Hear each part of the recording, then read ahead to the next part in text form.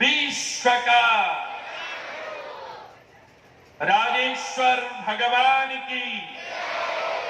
यज्ञ नारायण भगवान की, आंजनी मात की, भारत माता की। पतित पावनी ये पुण्य धरा, मरुधरा मारवाड़ की ये दिव्य धरा, विष्णु यज्ञ, अतिरुद्र यज्ञ, पंच पांडव प्रतिष्ठा और भी ऐसे अनेकानेक सत्कर्मों का प्रकल्प रखने वाली पूज्य भगवती बाई जी महाराज की तपस्थली, इस समूचे आंचल को पवित्र करने वाली धर्मपरायण नगरी चेंडा में आयोजित अतिरुद्र महायज्ञ के इस पावन अवसर पर सर्वप्रथम मां सरस्वती, मां भारती के चरणों में प्रणाम निवेदित करते हुए, राजेश्वर भगवान के चरणों में प्रणाम निवेदित करते हुए, यज्ञ नारायण भगवान के चरणों में प्रणाम निवेदित करते हुए, पूज्य भगवती बाई जी माता श्री के चरणों में कोटिशः नमन प्रणाम निवेदित करते हुए, मंच पर विराजमान सभी संतों के चरणों में प्रणाम निवेदित करते हुए, आज की भक्ति की स्वरांजलि को अपनी स्वर संधि से पूरे वातावरण को शुद्ध और शाश्वत करने वाले कलाकार बंधु, गायक बंधु, वादक बंधु और मंच का कुशल संचालन कर रहे सारे बंधु, मेरे सदृश विराजमान मेरे भारत की वो दिग्दर्शिका, मेरे भारत के स्वर्णिम पल की वो विदुषियां जो संस्कारों से यहाँ पुष्ट हो रही हैं, जो सुसज्जित हो रही हैं, शिक्षा और संस्कार से सुसज्जित हो रही हैं, ऐसी मेरी प्यारी बच्चियां, मातृशक्ति, मेरे पिता तुल्य बुजुर्गगण और ये युवा साथी, आप सभी के हृदयात्मक बिंदु में विराजमान परमात्मा को प्रणाम निवेदित करता हूं। बंधुओं, सबसे पहले तो क्षमा मांगता हूं, आज मुझे दिन में भी यहां रहना चाहिए था, लेकिन मेरी मजबूरी हो गई। कल उत्तर प्रदेश में श्रीमद् भागवत महापुराण की कथा चल रही थी, मैं वहां पहुंचा और वहां से फिर जल्दी आने के लिए मैंने कहा जोधपुर की अगर फ्लाइट पकड़ूंगा तो वो 3 बजे पहुंचाएगी। मैंने उदयपुर की फ्लाइट पकड़ी, लेकिन उस फ्लाइट ने 4 घंटे का डिले कर दिया। 4 घंटे लेट होने के कारण मैं नहीं पहुंच पाया, इसलिए हृदय से माता श्री का भी, आपका भी, सबका क्षमा प्रार्थी हूं, इसलिए थोड़ा लेट हो, विलंब हो गया। और आज पहुंच करके मैं पहुंचा तो अभी हूं, लेकिन सोशल मीडिया से और फेसबुक के माध्यम से, अनेकों प्रकल्पों के माध्यम से ये पूरा वेदांगमयी जो आज यहां का वातावरण था, धर्म सत्ता पर आरूढ़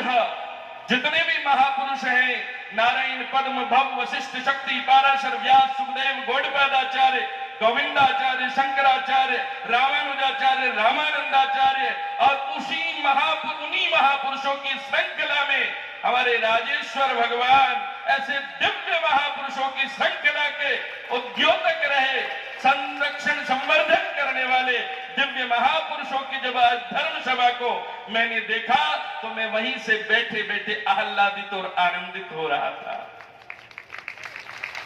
चेंडा की ये पवित्र भूमि पूज्य माता श्री ने ऐसा अलख जगाया है, ऐसा बिगुल बजाया है, ये भूमि और पूज्य माता जी हम जैसे युवा संतों के लिए ही नहीं, अब तो पूरे संत समाज के लिए आज प्रेरणा की सूत्र बन चुकी है। प्रेरणा की सूत्र जो शिक्षा व संस्कारों का बिगुल चेंडा धाम से आज बजाया जा रहा है, मैं आह्वान करता हूं कि सारे संत अगर ये बिगुल बजाने लग जाए, अपने आसपास के क्षेत्र के बच्चों को अपने पास रख लें, अपने पास शिक्षा के गुरुकुलों की परंपरा को पुनः स्थापित करें, तो मेरा ये धर्म और ये मेरा भारत पुनः गौरवान्वित होगा,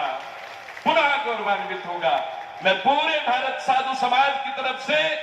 कनारा मठ की तरफ से, माता श्री को मेरे पास शब्द नहीं है, फिर भी कोटिशः बधाई और शुभकामनाएं प्रेषित करता, और उनके साथ साथ जो उनके अंग संग लगे हैं,